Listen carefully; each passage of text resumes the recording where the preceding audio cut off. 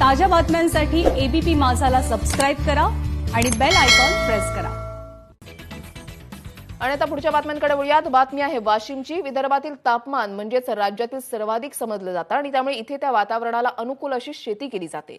मात्र पारंपरिक शेतीला फाटा देत वाशिम जिल्ह्यामधल्या एका प्रयोगशील शेतकऱ्यानं आपल्या माळ रानावर स्ट्रॉबेरी शेतीचा नवा प्रयोग केलाय। पाहुयात या संदर्भातला हा एक खास रिपोर्ट।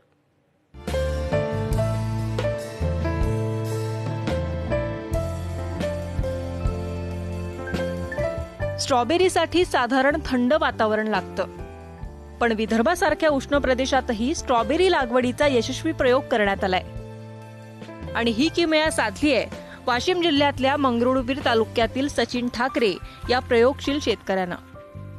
सचिन यांच्याकडे वडिलोपार्जित 5 एकर शेती। आपल्या मोठ्या भावाच्या मदतीनं त्यांनी अर्धा एकरावर स्ट्रॉबेरीच्या 7000 झाडांची लागवड केली। याच स्ट्रॉबेरीच्या उत्पादनातून त्यांना 3 लाखांचा नफा अपेक्षित आहे। सफरचंद आणि आंब्यातनी हे आंतरपीक घेतलेलं आहे मी आणि याला सोपं आहे सर्व काही गोष्टी। जसं टरबूज लावतो आपण, टरबूजापेक्षा कमी खर्चात होते आणि पूर्ण जैविक खतं वगैरे सोडतो आम्ही। आपल्या भागातनी असं माहितीही नव्हतं की येणार म्हणून, पण विदर्भातल्या शेतकऱ्यांनी जर थोडासा प्रयोग करून पाहिला तर आपल्या इथे बाकी महाबळेश्वर इकडल्यापेक्षा चांगली स्ट्रॉबेरी आली आणि साईज पण चांगली आहे आणि रेट पण चांगले मिळाले आपल्या इकडे। ऑक्टोबर महिन्यात त्यांनी या झाडांची लागवड केली। त्यानंतर 55व्या दिवशी झाडांना फळं आली।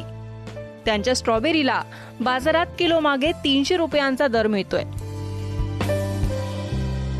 हे पीक सरळ खातात लोक, याचे काही साल वगैरे काढायचं काही काम नाही राहत। त्याच्यामुळे याच्यावर केमिकल औषध कुठलंच मारायचं नाही आणि खतही देताना जैविक खतं जेवढे वापरता येईल तेवढे जास्तीत जास्त वापरायचे। फक्त आम्ही पोटॅश एक केमिकल खत वापरतो, नाही तर टोटली जैविक खतं याला वापरतो।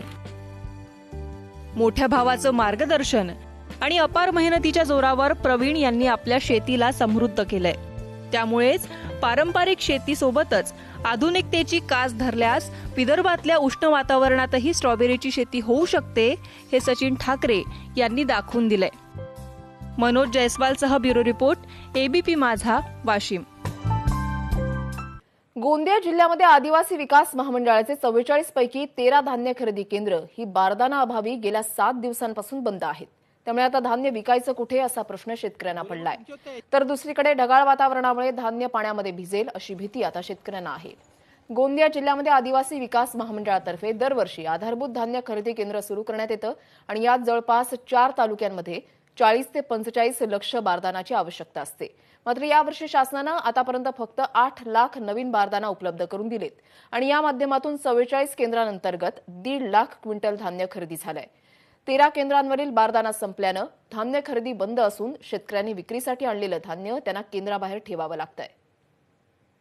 बारदाना नाही म्हणून खरेदी बंद आहे, त्याच्यामुळे बंद आहे। आणि हे आता पाण्याचा मोसम आहे तरी पण उघड्यावर हे धान आहेत आणि पाकर झाल्यावर धान घेत नाही सोसायटीवाले। ओला झाला का धान घेत नाही।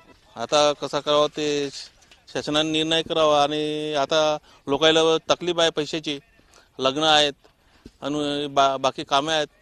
पावसाळ्या ह्या लॉकडाऊनमुळे कर्जबाजारी आहेत लोक।